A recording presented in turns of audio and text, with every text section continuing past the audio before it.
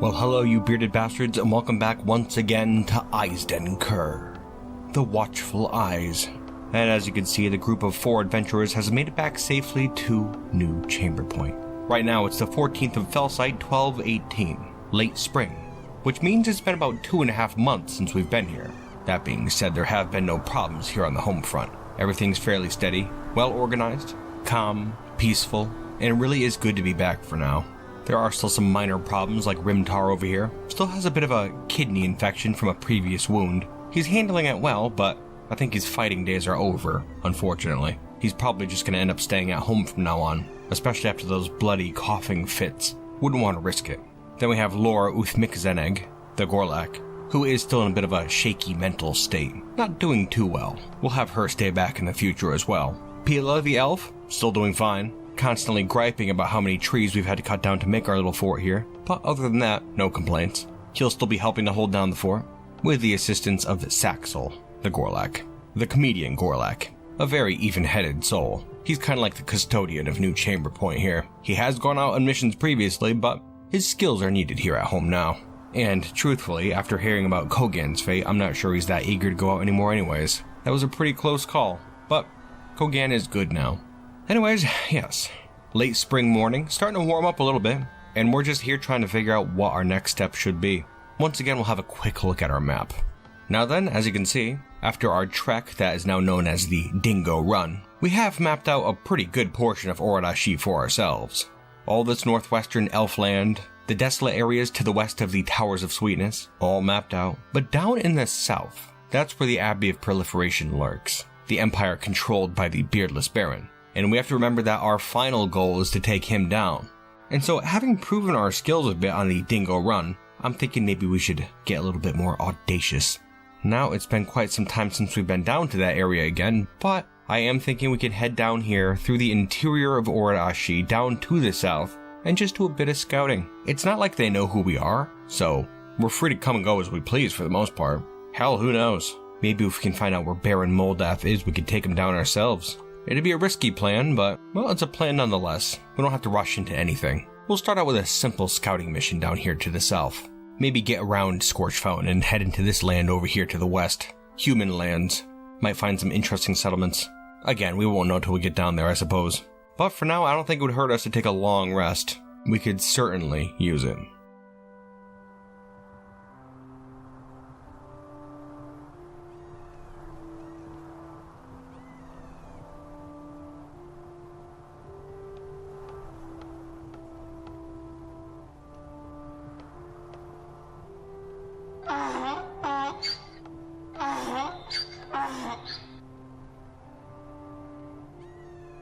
You are amazing.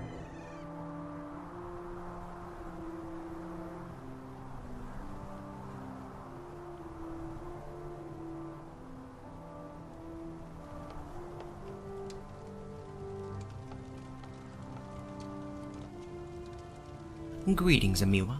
Did you bring it? Ah, yes. How kind. Thank you so much. Now then, skimming through this book. Ah, kobolds, yes. Undead kobolds. Bit of a horror story today. How does that sound? I guess I just feel like everything's piling up at once. Calm down, Lore. It's really not so bad here. It's just hard. It'll be fine. Let me tell you the story. Today's story is entitled The Mysteries of the People, authored by Bomrek Strokerocks. It concerns Schlababadrulis, a group of kobolds. So then the goblin said, "Are you going to eat that?" Oh, you're so funny, Rimtar. But then the elves said, "Are you going to eat that?" I haven't heard that one before. But then the elves said, "Are you going to eat that?" Oh my, your delivery is spot on. Oh, I've got 1,000,000 of them. Dwarven humor. Oh, brother. So, the giant Gila monsters and the river otters. Hey, now that was a good one. Yeah, okay. You got me.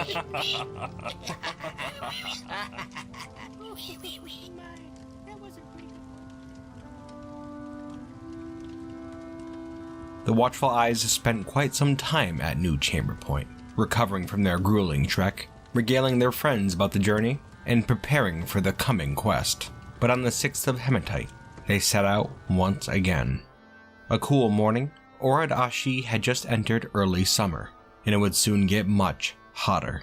In their party this time was Ted the Testries warrior, Amiwa the elven risen stalker, Kogan the damned one Gorlak, Fishface the dwarf, and the Batman, who, being unnamed, the group began calling Kor, the dwarven word for cavern.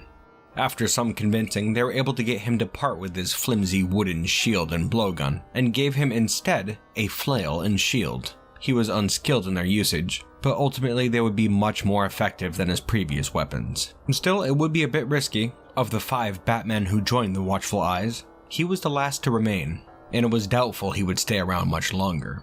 But for now, he was part of the team.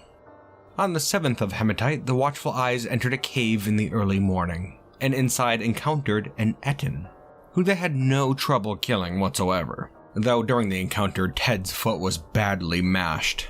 Thanks to her somewhat limited but fairly apparent healing abilities, she was able to recover fairly quickly, and upon getting back to her feet, the group decided to behead the Ettin and put both skulls outside the cave, a warning to any future giantkin who sought to make this place into a lair.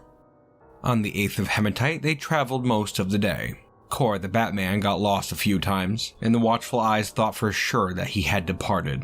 But every time he returned, no worry whatsoever. In fact, Kor seemed fairly eager to stay around. On the 9th, the group spotted a brownstone fortress, known as Kelamastral. It seemed abandoned from the outside, but upon entering, they encountered a group of goblins, armed with spears and guarding a prophet. We did not know what to make of the scene, but they seemed harmless, and were decidedly not allied with the Beardless Baron's forces. Not wanting trouble, we let them be. Later in the same day, we found another cavern. Traveling down into it, we found that it led to an expansive section of muddy tunnels beneath Oradashi. No vegetation was found, but we did encounter a Gorlak, who did not want any trouble whatsoever, and who was kind enough to point us to a giantess, who shared the same cavern. This giantess was armed with a spear, a wooden spear, that we took from her upon ending her life. The spear was known as Amriamek, Wither Notches, an olive wood spear with hanging rings of mango wood and images of cashew trees and pomegranate wood. Undoubtedly an artifact of the elves. We took it with us, but it would not be useful in combat. Aside from the Gorlak and giantess, we also encountered some groups of troglodytes, but not much else. Like the previous Ettin, we beheaded the giantess and mounted her skull atop the cavern entrance. Yet another dire warning. On the 10th of Hematite, it began to get hot. We entered the dry region in the heart of Oradashi, north of the Innocent Sea, and as we made our way around, found yet another cave, and, once again, decided to go in. We didn't encounter much in the first stretch of cavern, but eventually heard the metallic rasp of an unsheathed weapon somewhere from in the dark. It was a greasy-haired cyclops, armed with a short sword and warhammer. This was a tough fight, and we did not leave unscathed.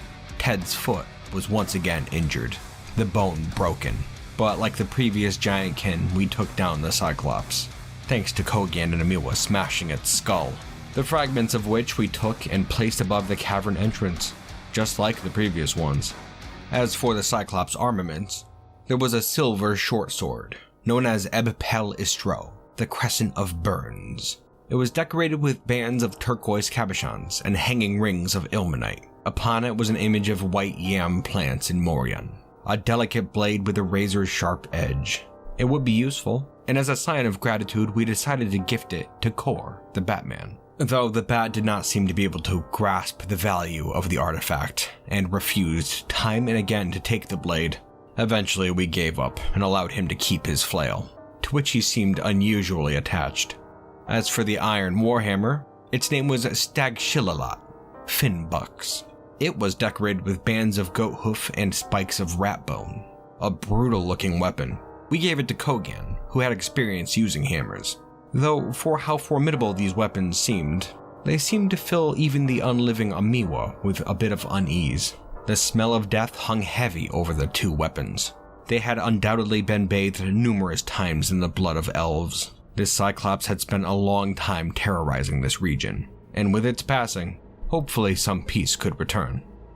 Between the 11th and 12th, we passed through a wide swath of goblin territory through which a river ran, blocking passage. It was an ominously familiar path that was taken by some members of the group 12 years ago, and as they traveled, they knew well they'd have to double back upon crossing the river.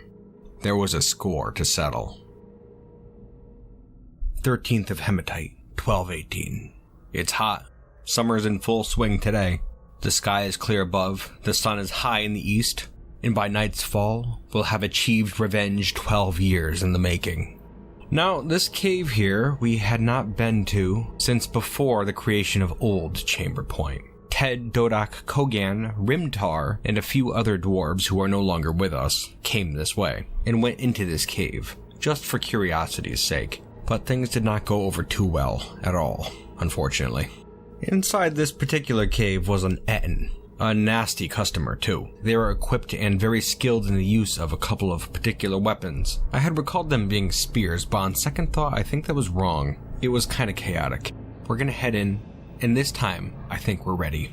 Just within the past few days we've killed an Ettin, a cyclops, and a giantess, and so I don't anticipate us having very much trouble, to be frank. Maybe after this creature's gone we can do some more exploring in this area. There seems to be some random treasures scattered about the grounds. Various bone baubles, gems. Who knows what we could find. Oh my. Well, this for one. Heading through this tunnel, we just uncovered this skeleton. Laying here on the ground. This is the skeleton of Mathal Akrultused, our friend who was killed those many years ago.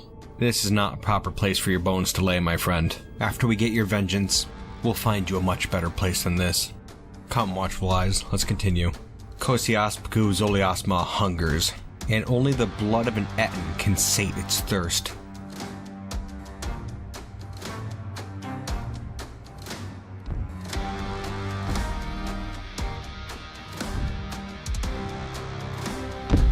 I am Onion Flyer Bristled, Just like that. He was waiting in ambush.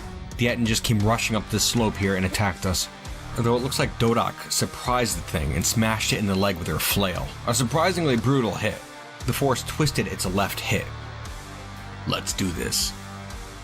Oh, it looks like it fell down beneath me here, and now I'm stabbing down at it. Managed to get a decent hit on one of its heads. It swung at the Batman, but Kor was able to parry this shot, which is very impressive. Oh no. I just attacked it, but it looks like it was able to hit the Batman, who's now badly wounded. Alright, I was able to stab it in the stomach, but the Ettin hit Ted in the foot yet again, and her foot was crushed. Here's hoping that healing can take care of it. Oh no. Amiwa was hit. Badly too. Alright, we're doing this. Let's go. Frantic attacking. Let's go everyone, pile on. Alright, I think we got it down now. Keep going, it's not dead yet. Hack it to pieces. There's gouts of blood coming out. The creature is enraged, but I don't think it can do much at this point. Just slashing and slashing. Okay, I think that's gonna do it right there. The Ettin is dead. Finally, we can put that whole thing to rest. Oh my god. It's worse than I thought. Poor Amiwa. Ooh, but even worse, Kor, the Batman. Oh, he's hurting up here, unconscious. In a lot of pain, too. I think he's gonna come out of this, but it might take a little bit of healing. It's gonna take us all a little bit of healing. I didn't think that was gonna be as bad as it was. Back to Amiwa. The poor guy.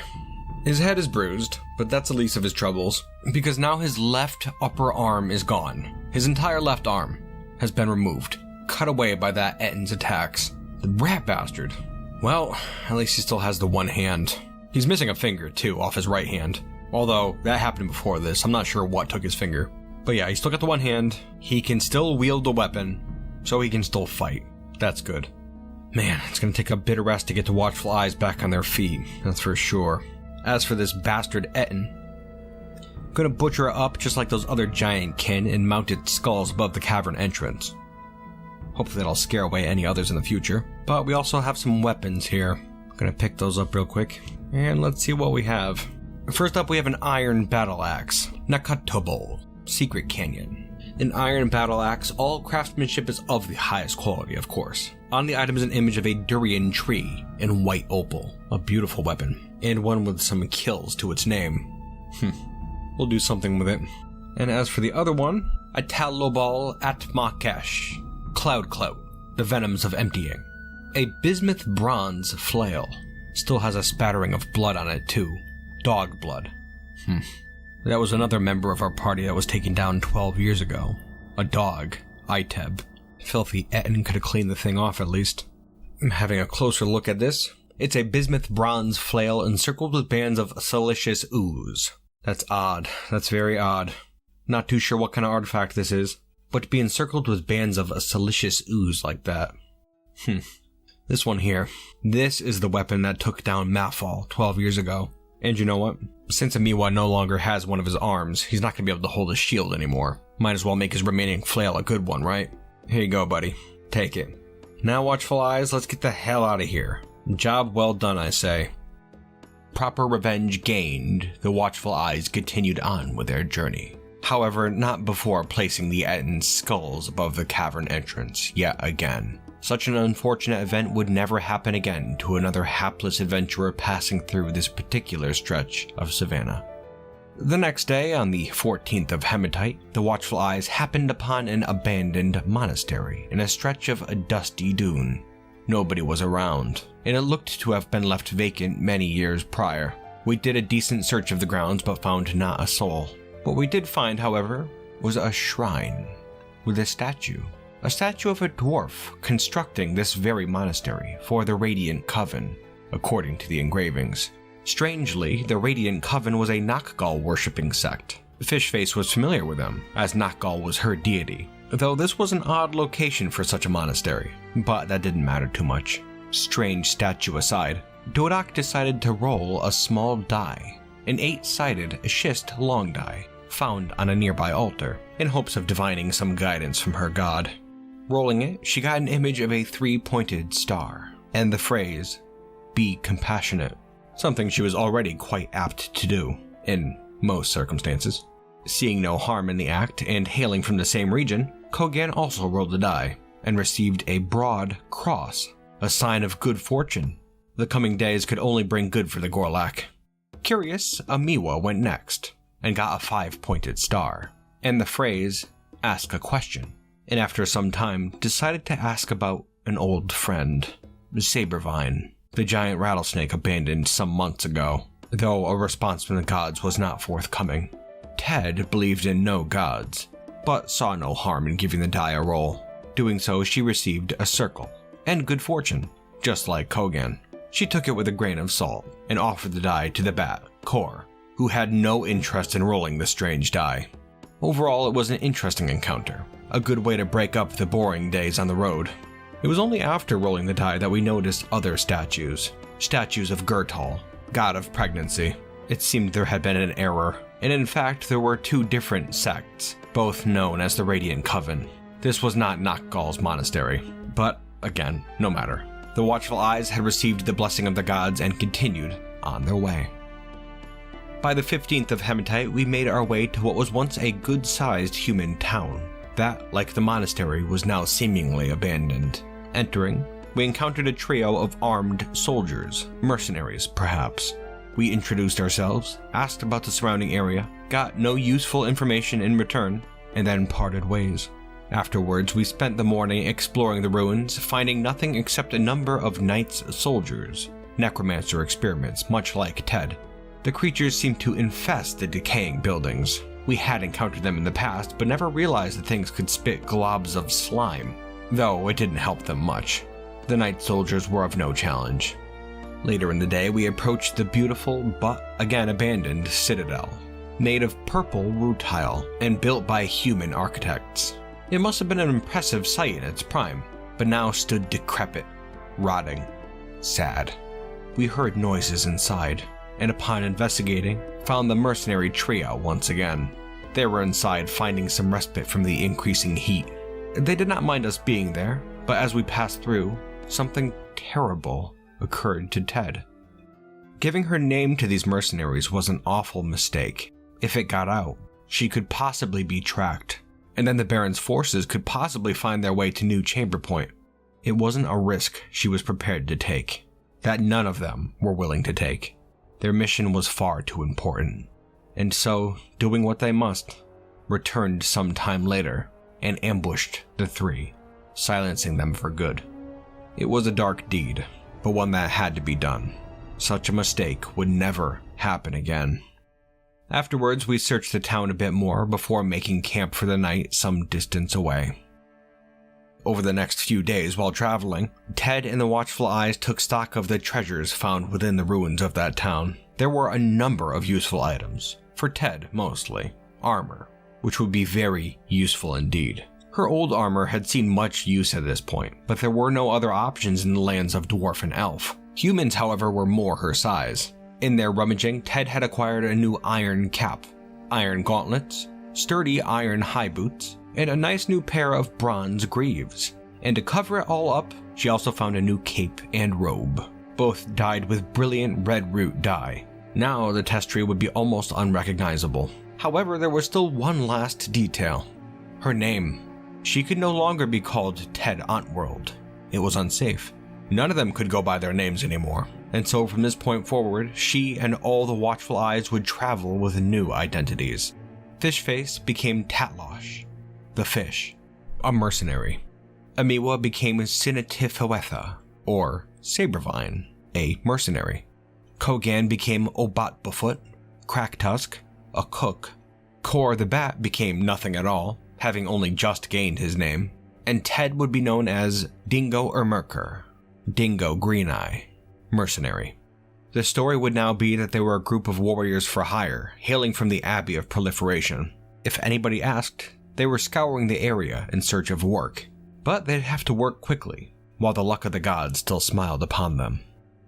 On the 19th of Hematite, they were deep within Abbey of Proliferation lands, and found themselves approaching a small dwarven hillocks. Here we go. Civilization once again. This here looks to be a dwarven hillocks, a small one, named Shell Trades. And entering the area, well, looks to be pretty toned down. Not a lot going on. No people out in the streets, or dirt trails, I guess. There are a couple of mounds here.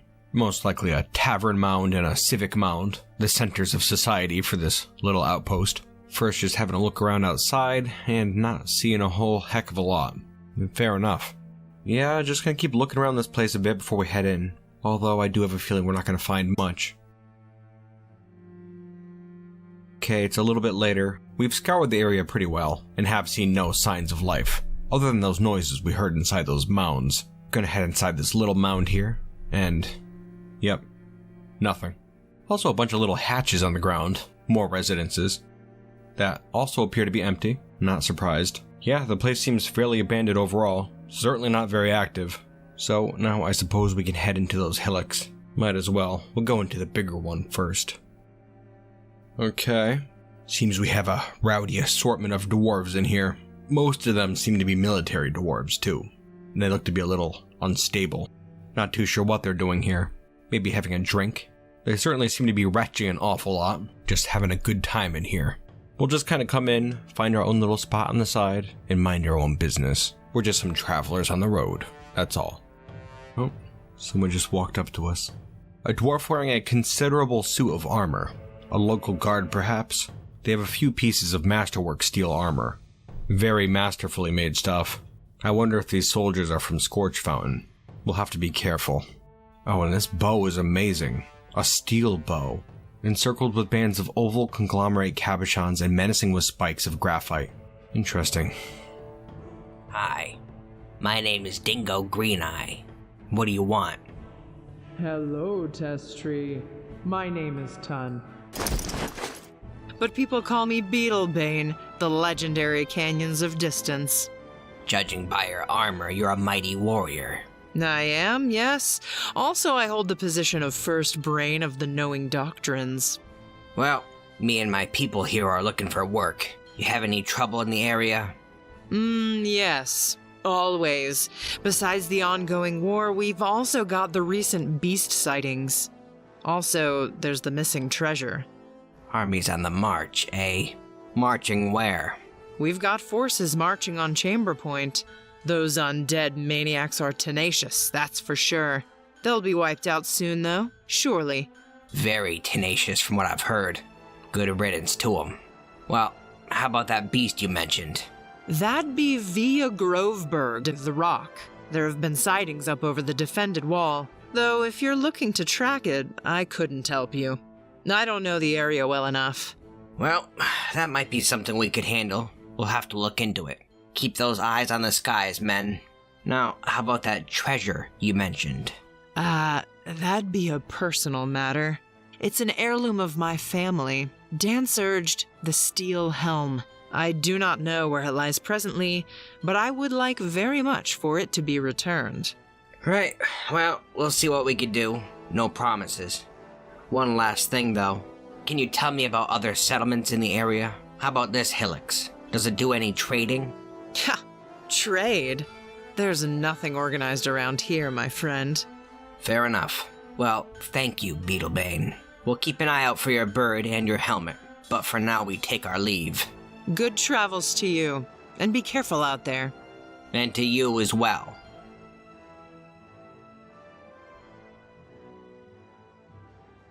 Well, that was an interesting interaction right there. Talked to some Abbey of Proliferation warriors, but found out really nothing too interesting. Looks like Scorch Fountain is still at war with Chamber Point. I can't imagine there's much left there, but that doesn't really concern us anyways. We've come out here to hunt Moldath, the Beardless Baron, or at least try to find some way into Scorch Fountain, which is, at this point, maybe less than a day's travel to our west. A couple days at most. I suppose we could just walk into the place, or we could try to build up our reputation a bit by possibly completing some quests for that dwarven side. They seem like a fairly important person. Or we could try something a little bit more crazy than that even, and attempt to start up a little outpost out here, right under the noses of Scorch Fountain. Yeah, kinda hard to say. We'll have to rest on it a bit. What do you say, Watchful Eyes? We've come a long way, and we still have much farther to go. But the salvation of Orid Ashi is at hand. We just have to hold things together until then. Well, hello you bearded bastards, and welcome back to the end of the episode where we're going to be talking about some behind-the-scenes things. Now then, not too much to report really. You may have noticed I'm changing up the narrative style slightly. It's kind of hard to parse, really. Adventure mode is so much different than Fortress mode. Fortress mode, I just talk, it's fine. But Adventure mode, there's all these menus and stuff that pop up, and I gotta edit those out. And so I've got to figure out clever ways to talk through it all, and I mean, it's kind of a pain, but whatever, it's fine. It's just different. I'll tell you, we fought those cyclops and stuff at the beginning of the episode, cyclops and giants and ettins and all that. I wish you could do more with them. They will talk, and you can talk to them, but they also try to kill you, like, immediately. Wouldn't that be cool if you could, like, befriend them or something, or, like, give them treasure and they would join you? That would be neat. Maybe one day. Guess you never know. In the meantime, we'll just murder them. Put their skulls above the caves. Yeah, it's a fine option, I suppose. And how about the end of the episode here, where we ran into Beetlebane? That was extremely cool. Just in this little Helix here, I wasn't too sure what to expect when we went into the place, but well, I noticed something was off as soon as we saw the warrior dwarves all nauseous. That's an unusual sight. Now, I'm not too sure what decides where things go after Fortress mode, but when I was playing in Scorch Fountain back in the day, like those dwarves there were part of one of the military squads. And apparently after I retired it, they moved here for some reason. I didn't send them here. And that Beetlebane, she was the leader of a squad. It's just odd to see them here. Yeah, speaking of conversations, I wish I could have a deeper conversation with these dwarves, but you can only really ask them a few like surface level questions. I want to know why they're here, why the game decided they should come here. Is it just random, or is there a reason? You know? This game can be so mysterious sometimes. And as for the goal of the Watchful Eyes, really I'm not too sure what they should do next. I'll probably end up putting up a poll somewhere. That could be interesting. Makes a nice challenge. Anyways, my bearded bastards, I really hope you enjoyed watching today. I certainly hope you enjoyed yourselves, and I double certainly hope you'll join me next time here with Ettin, the Watchful Eyes. And until next time, my bearded bastards.